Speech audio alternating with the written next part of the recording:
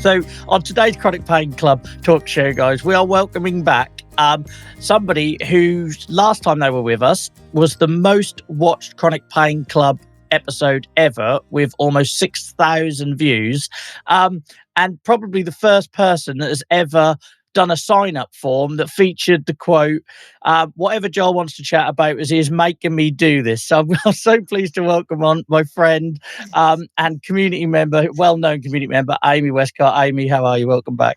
Hello, nice to see you. And it is true. I was just like, Joel's making me do this. So whatever you want to talk about, I'm here.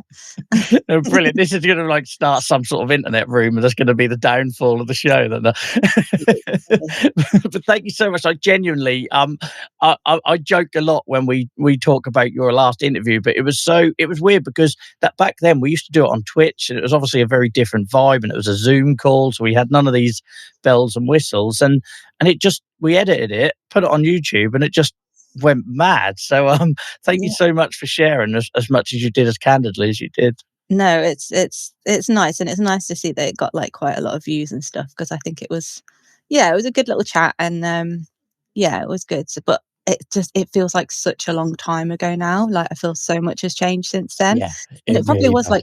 2 years ago. It was 2 years. Yeah, it was 2 Yeah. years ago. And so much changed for you, so much changed for me in that time. But what's nice is that we're still having these conversations. I think that's important. So I'm not one for sticking at things for very long. I tend to get bored and jump around and try everything. And so I'm quite proud of myself that I'm still doing this 2 years later. Yeah. And you've got you've got the whole new fancy setup as well, which is very nice to be part of and see how far you've grown as well. It's really, really lovely. Thank you. It's very kind of you, Amy. And it feels weird doing this, guys, as us talking all sort of serious, because we've known each other a while now, and we're all sort of done lots of community meetups and sort of good friends and everything. So so I imagine this interview will get more relaxed as it goes on, and once we forget we're doing all the formal stuff. So, Amy, I deliberately didn't introduce you with a title, because I think last time you were with us, you were telling us about your juvenile idiopathic arthritis and how that kind of influenced your decision to start training as an occupational therapist. And would you like to tell us your title now, 2 years on? Yeah, I am now a children's occupational therapist. So I actually did it, guys. You sound so surprised in yourself. We never doubted it in this community for a second, especially after your first appearance. You can tell how committed you were. Yeah, it feels like it took a long time, but we got there in the end. And actually, my mum was recently sorting through some of my old doctor's letters and reports and stuff. And there was a note from my doctor. It must have been when I was 14 or 15, maybe even younger. And it said, said how I was doing. And then it said at the bottom, Amy wishes to become an occupational therapist in the future. So it was always the plan. It just took me a while to get there. So here I am now. I think that's amazing, because I think you sent me a little screenshot of that a while back, and I was like, oh my word, that was in the making. So many people say they want to do stuff when they're younger, and life happens, doesn't it? And tramples on the dreams sometimes. So I think it's amazing that you got here, and also the fact that you are you're specialising in sort of paediatrics children, and I think that's not by accident, I'm guessing. No, that's it, exactly. I always knew I wanted to work with kids. That was something I always wanted to do eventually. And especially kids with arthritis and potentially other kind of conditions like that, and more physical conditions, which is not quite what I'm doing at the moment. It's a bit more general, but I am very, very new to paediatric OT. So it's a lot of learning. I only started with that team in June, and before that I was working in an acute hospital, so it was rotational as well, so it was a few different rotations I did, and then the job came up for this community pediatric role, and I was like, oh, shall I go for it? I thought, no, this is what I want to do, and I'm so glad I did, because I do love it, and it's kind of the right path for me. So it's good, it's exciting, and I'm really, really enjoying it, even if kids can be a pain sometimes. I've got a 5-year-old. I've just been to a kids' party today, so you're picking the wrong day to ask me that question. Oh gosh, yeah, yeah. But it's a lot of fun, and I'm glad that I'm kind of like finally doing what I wanted to be doing, and I'm all grown up now. Isn't it weird? I love that. Well, I don't think when we talk, I don't think we're ever gonna change from being them people when we first met all them years ago, in that we're still, like, surprising ourselves, but we're all very proud of you, and we, like I say, we never doubted for a second. Um, Oh, that's very kind. I was thinking, for anyone that's maybe picking this episode up and didn't hear it, it was 2 years ago, and anyone who is watching or listening to this back can go find that in the feed if you search for Amy or Amy Wescott or juvenile idiopathic arthritis. But for anyone that maybe didn't see that first time around, I was thinking it'd probably be good for you to just give a bit of an overview of your condition. And then also maybe I'd love to hear about, how you managed the study and start and that career, alongside your condition, and sort of what challenges you may be faced. Yeah, so obviously, as Joel has said, I have juvenile idiopathic arthritis. So I was diagnosed when I was 4. I'm 33 now, so it's been a long time. Um, I have been in remission since I was about 18 or 19, so I haven't had any like active flare-ups, but I still have like a lot of joint damage in my joints, so I have got it everywhere, pretty much Mhm. joints basically, and there's a lot of kind of joint damage still, and a lot of joint restrictions that I've got. And when I was last on talking to you, I was like, oh, I haven't been under a rheumatologist since for a long, long time. Yeah, I remember that. Yeah, and I finally got my act together and got myself re-referred back to rheumatologist, which is good, and I'm all kind of back in the system, as it were. Do So you feel more supported now, or has that sort of thrown more spanners in the work, or um, how does that work for someone who had such a gap? yeah, I feel like probably a few more spanners in the work. I feel like I probably should have been keeping an eye on stuff before, but then also I wasn't kind of in the country for a lot of it as well. So I was Mhm. traveling for a lot of the time where I was kind of like not under a rheumatologist. And yeah, so that chat I had with you last time kind of gave me the kick up the bum I needed a little bit to get back under a team and just get everything kind of checked out, because I've got the joint damage and stuff. So my most recent kind of update is that I was recently then referred to an orthopedic consultant, because I've got my ankles are basically falling apart. There's a lot of joint damage and a lot of degenerative changes in my ankles now, which what they're saying is osteoarthritis, and it's kind of because of the joint damage from the juvenile arthritis. Mhm. I seem Um, to remember you mentioned your ankle on the last conversation. You might not have done. I might have just imagined that, but that seemed to have been yeah, the thing you were sad about getting back to a rheumatologist for. yeah, I probably would, because it's been my ankles that are just. I mean, I won't lie. I'm in constant pain with my ankles. Like the pain's always there, but I do just get on with it because you kind of have to. So the next step for my ankles, um, they were on about talking initially about potential surgery on my ankles, Mhm. but when I went for my last appointment, they then said about just kind of seeing how I go and just keeping an eye on it, even though there are these changes since the last couple of years. Because I had an MRI when I was first re-referred, then I had X-rays when I was there the other week, and um, yeah. So the next thing they said was like, we can either kind of see how it goes, and just keep an eye on your ankles because you're still fairly active. You carry on with it. It's not stopping you doing too many things, or we could offer joint injections. And I was like, oh no. Last time I had Oh, joint yeah. injections, I think I was about 15, 16, and I was under general anesthetic because I had 32 joints Wow. injected, Wow. which was pretty horrific. And Yeah. so I've never had joint injections like awake. So Okay. I feel like I should. I was then going to offer my experience, but I feel like I shouldn't know. I That don't would be know if unfair, I 'cause I've want to got know. one. I've got one next week in my foot. So if you need moral support, give me a shout, because I've had to Yeah. have many, and I'll never forget. the first one I had after having all the general, because when you're a kid, that's what they did, didn't they? Put us Yeah. to sleep, and you had your joint injections, and the worst you had to deal with was like being sick afterwards from the anaesthetic or whatever. But yeah, I'm not going to say no more because that Yeah. feels cruel. Thanks. So yeah, that's kind of like where I'm at the minute is, yeah, just kind of keeping an eye on my ankles. Obviously, I've still got joint restriction and stuff in my other joints, but my ankles really are the main issue I have. But as I said, yes, I'm in pain all the time, but I still carry on doing what I want to do and need to do. I don't let it stop me. I have recently joined like a little local kind of 7-a-side football team, Awesome.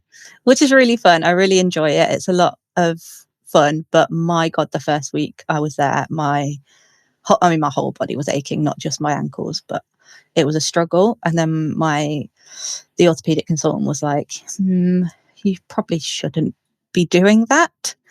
And I was like, okay, probably not. And I was like, but I enjoy it and I still want to do it. So I'm going to carry on and do it. What I am going to do is try and adapt it slightly. So I'm going to offer to go in goal a little bit more. So I'm perhaps not running up and down the pitch as much. And I'm going to wear my ankle supports. But I still want to do that and I still want to be involved. So that's how I'm kind of like adapting it so I can still do it.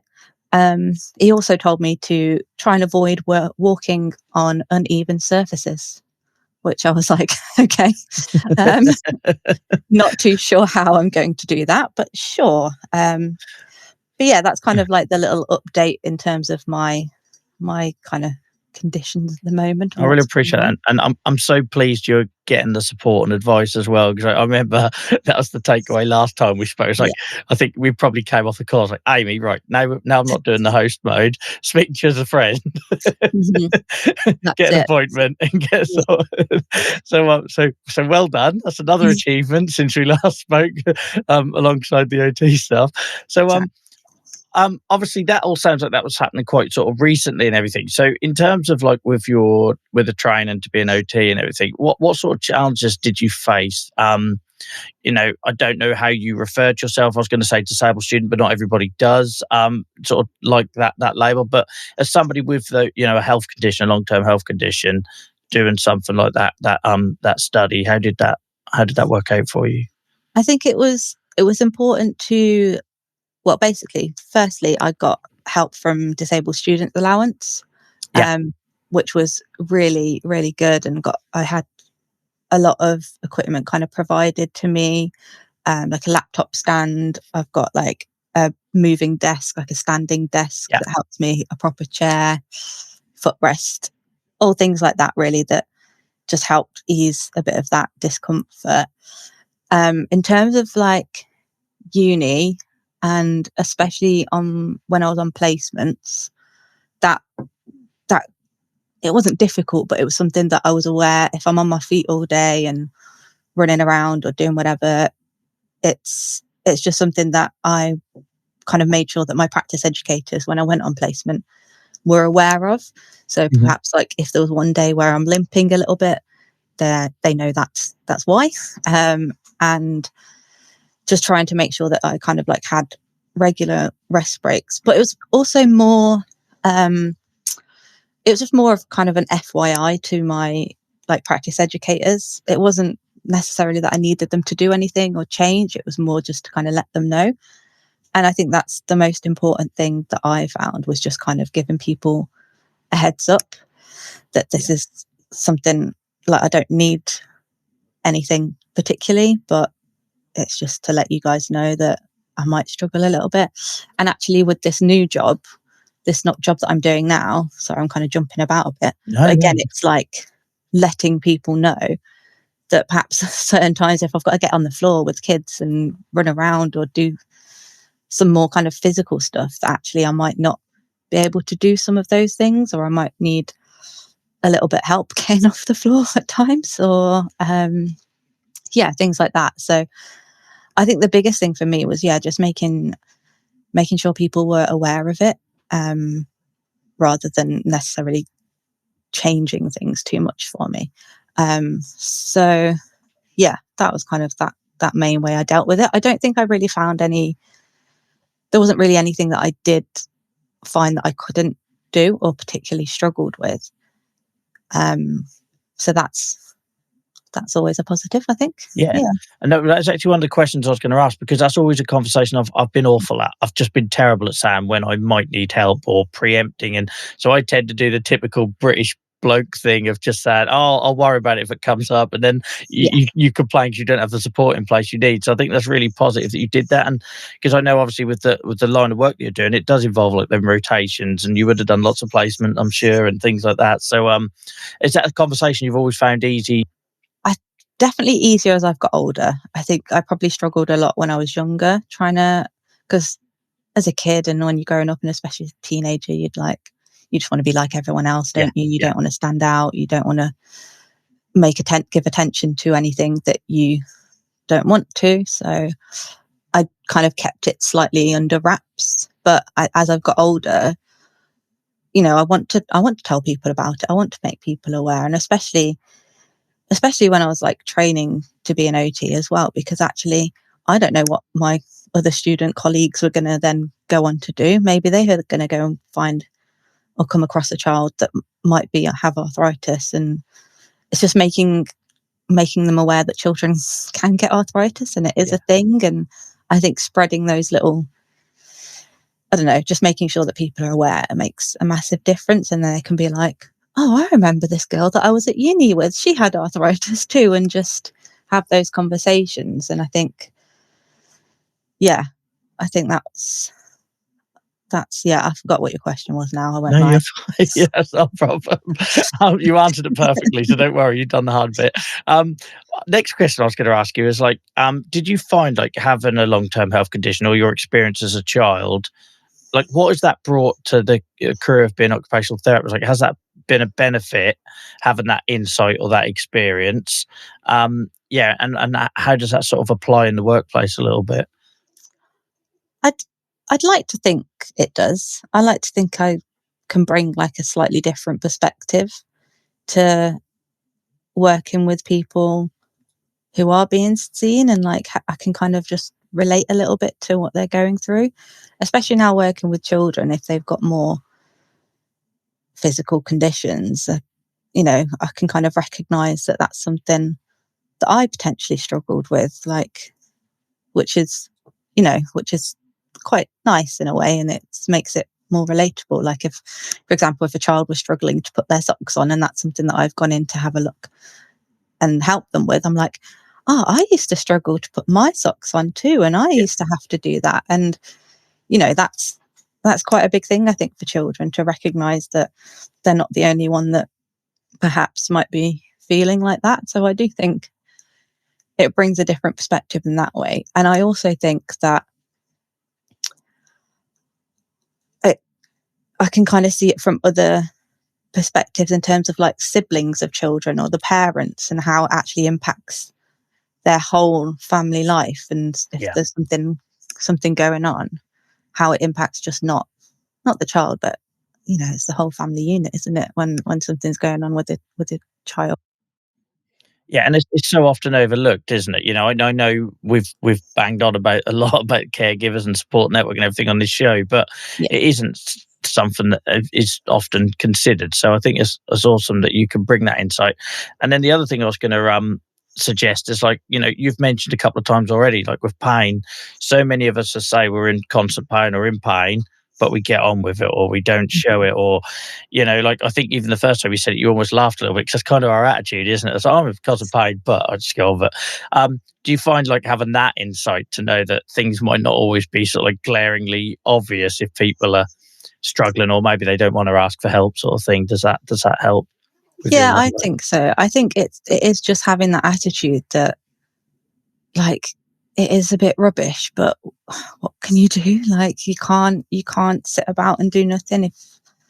There is an element of you have got to get on with it, and that's hard. That can be hard, like, but mentally as well as physically, because there's a lot of times you don't want to get on with it, and you want to just sit and do nothing and chill. But I think I could quite easily be like, oh, well, if I can't go and play football anymore, or I can't go to the gym, or I can't do this, then I'm just not going to bother, and that's that. But I know that those are the things that actually I enjoy. And so mentally, for my mental health, those are the things that I want to do. And that's going to make me better overall. So it's, thinking about not just your mental, not just the physical health, but it's the mental health as well. And you've kind of got to weigh those things up.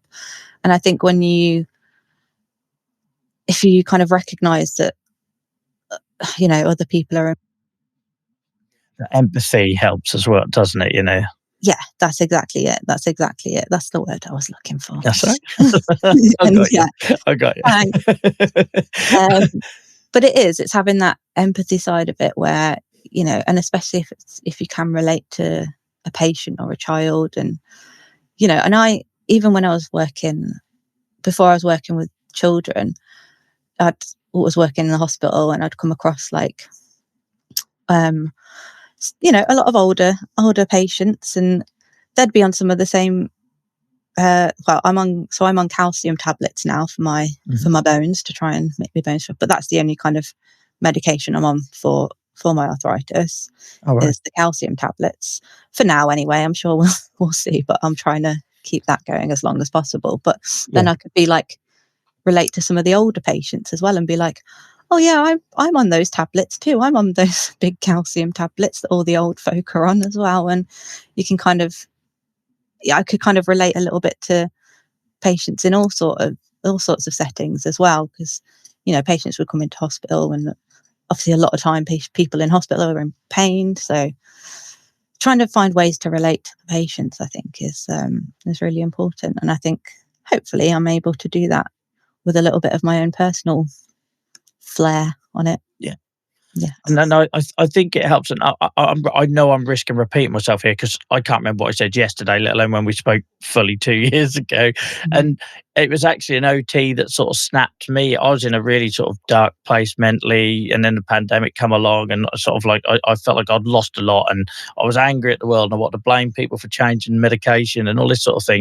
And there was actually an OT with arthritis, so it was a bit of a loaded question.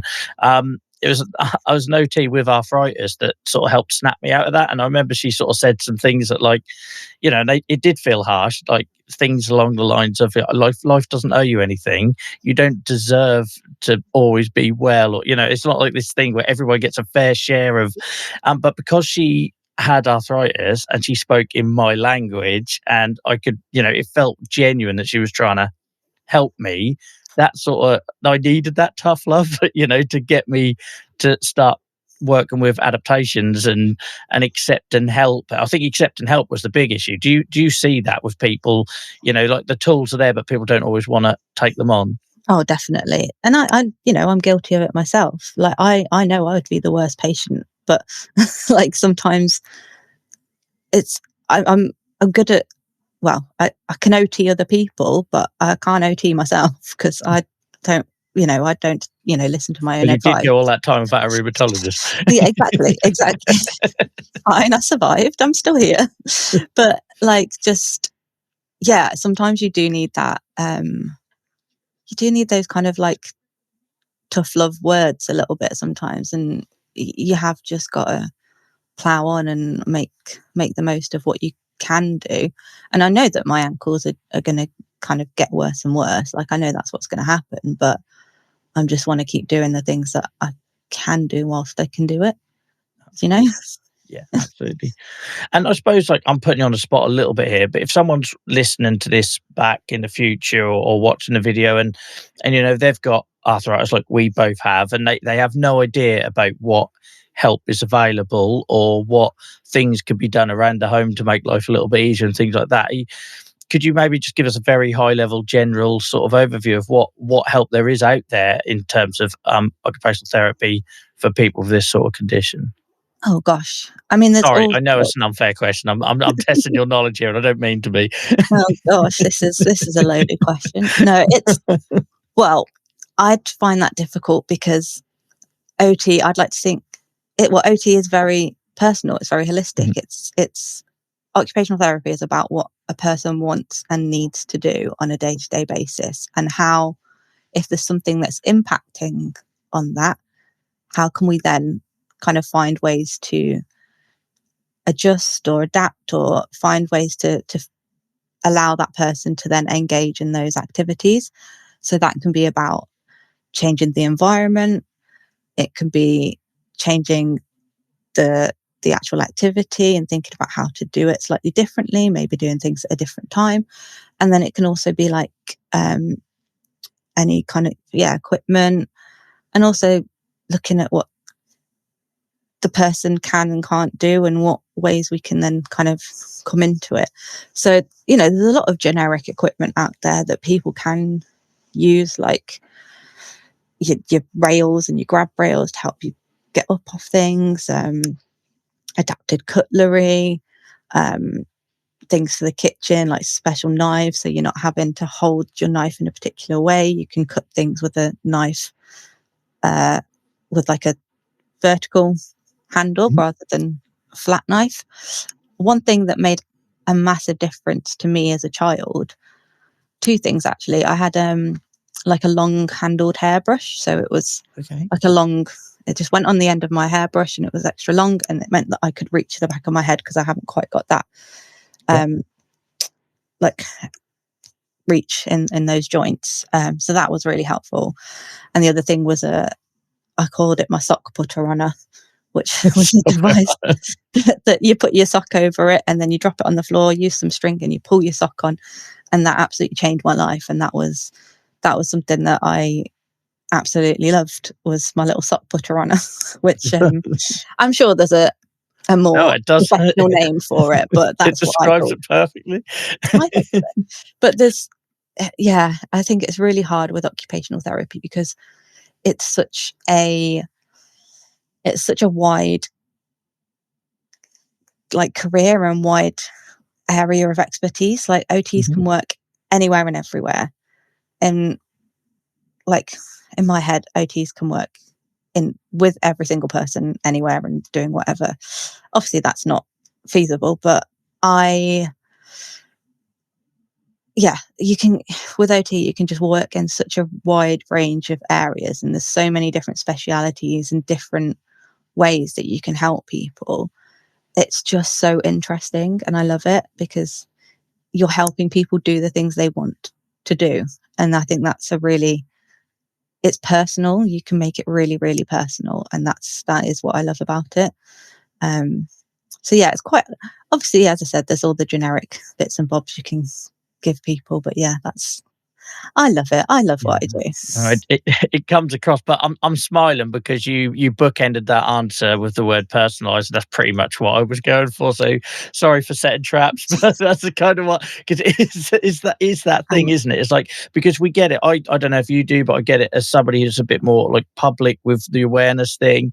The amount of people that drops into DMs like wanting a fix and a magic bullet or whatever you want to call it, and it isn't a one size fits all. And I think that's what makes occupational therapy brilliant, and why we try to champion it as much as possible, because it is that for all of the areas, especially in the NHS, that are going to need massively reworking to make it personalised care. Occupational therapy just kind of ticks that box from the off, doesn't it? Yeah, we're already doing that, and it's holistic as well. We're thinking of every aspect of a person and how we can help. And I think obviously other professions are holistic, but I feel like OT is really like the one. We're considering everything, and how it's just interesting, and you learn something new all the time. Like, I'm learning so much in my current role at the moment, and it's really good. I'd say your passion for it definitely comes across, and it did 2 years ago, and it's awesome that you've still got that, and you're so early on this journey. There's so many places I genuinely believe you can go with it, and I'm going to mention it because I know you won't. But your studies and everything actually led to you Sweden recently and let me see if I got this right, the Pediatric Rheumatology European Association. Is that correct? Yeah, that sounds about right. Yes, it did. It did. So my dissertation study got allowed me to go to Sweden to present at the conference. So my OT degree was a master's, and for the dissertation I did it about how, oh God, it's testing me now. What was my title? Sorry, I should have prepared you. I should be more prepared. I should know what my study was. We're not going to go check. It's fine. It was basically how juvenile idiopathic arthritis impacts on the family's occupational participation. Okay. So basically, how it impacts the family doing family stuff, and also on the child. And a lot of kind of what I found was there was kind of a few different themes, but there was a lot about mental health. There was a lot about just kind of your adaptions as well, of how families kind of dealt with changing what they were doing in order to then engage in their occupations and their family activities. And yeah, so I saw that Pres were, advertising for people to submit abstracts, and I thought, you know what, I'm going to give it a go. There's not much occupational therapy research out there, and there's not a lot of occupational therapy research about juvenile arthritis. So I thought, let's give it a go. And yes, so my abstract got accepted, and then I was, which was terrifying, and I was not expecting it. It was very much just, I'll give it a go, see what happens. And I was invited to go and present at the conference in Sweden, in Gothenburg, in September. So I presented twice, once as part of the Young Investigators meeting, because I'm still young apparently, which was very nice. And then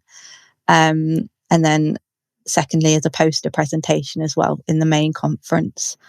So, which was wild, really. It was really wild, but it was an incredible experience. I loved it. It was really great just to meet other people that were passionate about pediatric rheumatology that I was. So there wasn't many OTs there, so it was lovely to kind of be there representing the profession as well.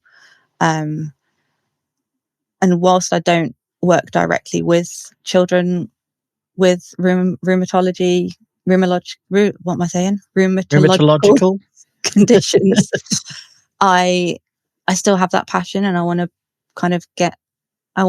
really advocate for more research in those areas, because it's so under researched, especially different therapies and stuff. So yeah, it was really, really exciting, but quite nervy, but I'm glad I did it. It was really, really quite a moment. And yeah, you should be super proud. As someone who's currently facing writing their first ever abstract, I don't even know where to start. I'm terrified, and that's not even presenting it and getting it accepted.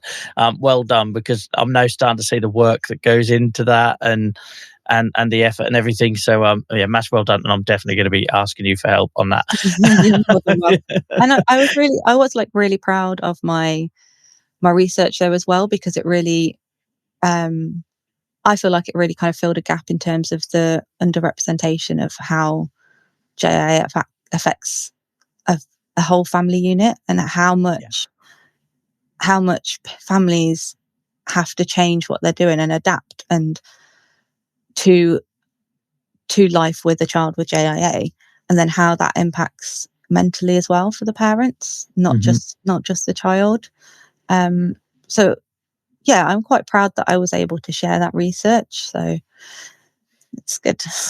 And anything like holistic, because I go to a few of those sort of conference things, and I wander around the abstract hall, and you'll see lots of scientific stuff, and you'll see lots of stuff around medication, and or funding and all this sort of thing. Comorbidity seems to be quite popular at the minute, but you rarely see that holistic. You know what I mean? And every time I do an advisory board or something like that, it is always the case. I was recently doing a one for a study, and it was all about focusing on the child. And I had to make the point, well, have you considered how much time the parents are going to need out of work? They're already going to 101 hospital appointments and blood tests and all this sort of thing. And there's only so many days off a year somebody can have. And it's those sort of considerations, I think, where the holistic stuff is really important. So exactly. Appreciate you raising that. And that was something that came out in my research as well, was the amount of times that, parents had to adapt their working lives, or, some parents have even given up work to then care for their child, to make sure that they are there to take them to all these appointments or infusions or anything else that they're going on, because it is a lot of time. And then parents are left to kind of make up that time afterwards as well, like make up that time at work. And it's, as I said, like, I think OT generally is quite under researched. It's just not, there's not a lot of research out there about OT and JIA, so, or any rheumatology conditions. So I think I really want to advocate that if you can do any research within occupational therapy, then try and share it, try and get people talking about it, because the more we shout about it, the more people get to know what we do and who we are and what we are as a profession, because the profession is so underrepresented. We are, people don't know what occupational therapy is half the time. It's like, oh, you're occupational health. No, we're not. It's a completely different thing. And, even those in the medical profession, like, still don't understand what we do. And I think it's quite, I really want to try and advocate for occupational therapy and how important it is in making a difference to people. Awesome. And I think we would have talked about it, I'm sure, when we first met on the show, but somebody that has been under rheumatology since I was 10, 12 years old, and not a single person has referred me to occupational therapy or told me about occupational therapy. It's wild. And I think that alone tells a story that, people can only get the help they know that's there. So thank you for coming on and raising awareness of it. Thank you for the research stuff, because it'll land. Someone will watch this, and if they're not watching it live, maybe they watch it months from now and realize that there might be more help out there for them, and they go out and ask questions, and we hopefully connect them with the help they need. So it's really appreciated, and thank you for having so much enthusiasm for it. Before you go, I did want to just have a few minutes talking about CCAA, because I'm pretty sure we would have talked about that on the last show. So just assume nobody caught the first show. Do you want to maybe just give us another quick introduction to CCAA and what they do? Of course. So CCAA, we're a national charity supporting families with a child with juvenile arthritis. We do all sorts of things all over the country. We have local area groups where we try and meet up people in the local area, so they can all meet up and have a catch up and meet other families, and children can meet other children with JIA, which I think is so needed. And then we also do we run educational weekends for families to come and attend, where the children will go off and do like fun activities. So they do like kayaking, raft building, rock climbing, all that kind of stuff, which is a lot of fun. And the parents will have kind of talks from health professionals. So we've got consultants in, OTs, physios, psychologists, and they'll come and talk to parents about things as well. And I love CCAA. I've been involved with CCAA a very long time. I very first went to one of their weekends when I was probably about 7 or 8. And as a family, we've been involved with the charity ever since. And it's, I just think we're such a small charity. Everything we do, we're all volunteers. I've recently become part of the committee again. So I used to be on the committee, then stepped down whilst I was traveling and stuff. And obviously then I was studying, and now I've kind of grown up a little bit. I've got the time to dedicate a little bit more. And bring all your professional knowledge now as well. Exactly. Well, I'll try. But and we are just all volunteers, and it takes a lot of time and effort to put on these things and run the activities that we do. We also have a badge scheme as well, where children can be nominated for certain badges by either health professionals or family members. and they can collect badges up. I actually have a badge myself, because health professionals can also be nominated for badges. I should have put my badge on, actually, shouldn't I? That's not very good planning of my part, but and yeah, we do a lot, and we are, as I said, it's all volunteers. Everything we get, all the money we get is through fundraising and amazing people that go out and raise money for us, which is incredible. And yeah, we're a lovely charity, and I think allowing for families that time to meet each other and meet other people going through similar situations, children meeting other children with arthritis is such a massive thing, because you don't come across it. You don't come across children very often with JIA. So when kids can meet each other and share those experiences, it's really incredible. And siblings meeting other siblings and just building on those relationships, and it's just really lovely to see how they all have fun and interact with each other. And it's really important because, as you know, that peer-to-peer support is so important. To have someone who understands what you're going through, what medications you're on, what potential side effects that you experience is huge, and it makes a difference. And yeah, I feel like that we can do that on our weekends and our activities that we put on. So yeah, we love to So see it. important. It's so important. And you feel such a need. Like, ultimately, you and I would not be on this call together and know each other after the last few years if we didn't have that common thing and supported each other and helped each other. I think it's important to sort of help each other switch off from the condition as much as it is to help each other through the sort of harder times of it. So Yeah. quite important. And I wish I knew about it and when I was a kid, because there was actually in my town one other girl that had JIA.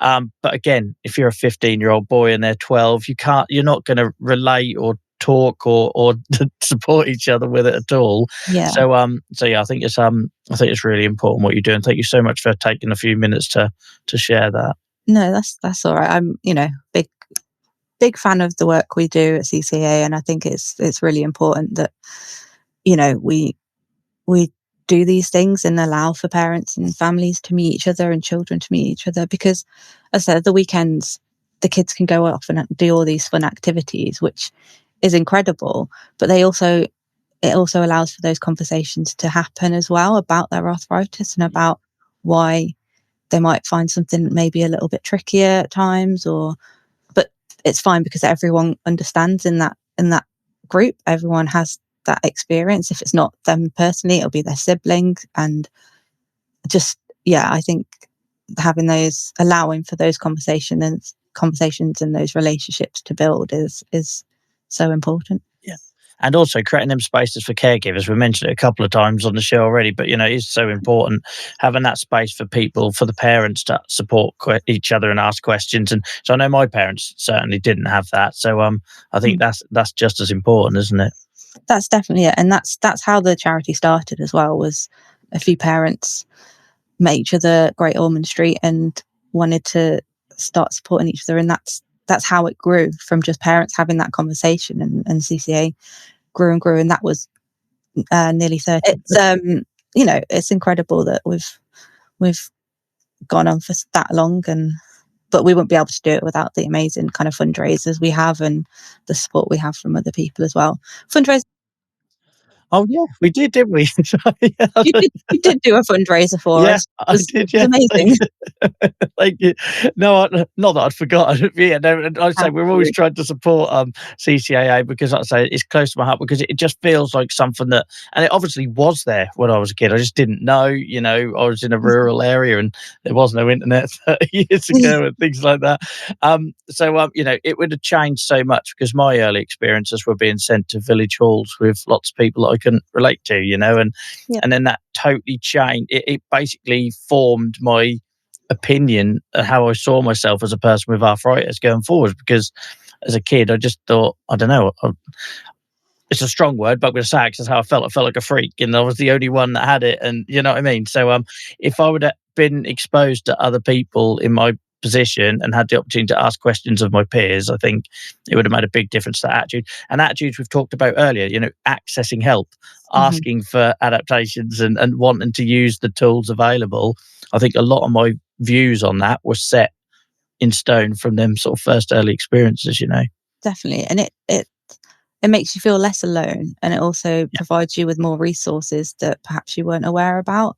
So like it gives you those tools that you need to ask about things and ask what you need, or how did someone go about that. So, and that's really important in terms of especially children, and especially as you get older as well, having to then kind of be more in charge of your own condition and having to get those tools to be able to ask your doctor, oh, this is what I think I want, or this is perhaps what I should be asking. Because asking your doctor things is terrifying, especially as a teenager. Like, how do you ask? How do you question your doctors? But if you've got a few people that have gone through a similar situation and are in the same boat, then you can share those little tools and tips and tricks, and that's really, really helpful. Yeah, absolutely. I feel like we've accidentally brought that round full circle really well there as well. So I'm conscious of your time, Amy. Thank you so much for joining us. Is there anywhere where people can find you on social media if they want to reach out?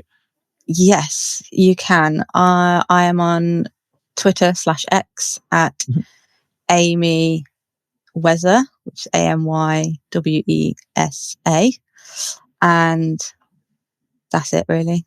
Other stuff as well, but come and have a nose at me. That's fine.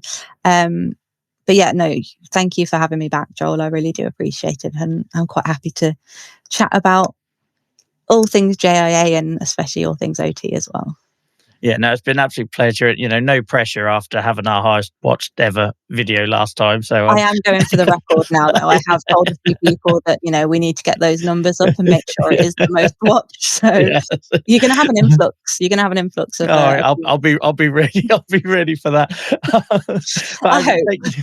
Yeah, I'm sure we'll. Like I say, I know I bang on about it, but that whole personalised care and shared decision making thing, for me, OTs are such an integral piece of that, and just not people are talking about it, but just not talked about enough. And I know that from my own personal experience. I know that from others that have come on the show and shared a similar thing, that if I knew this was available, maybe I could have got help sooner. And so we will keep. Thank you so much, Amy. Enjoy the rest of your evening, and I'll speak soon. Bye-bye. Bye.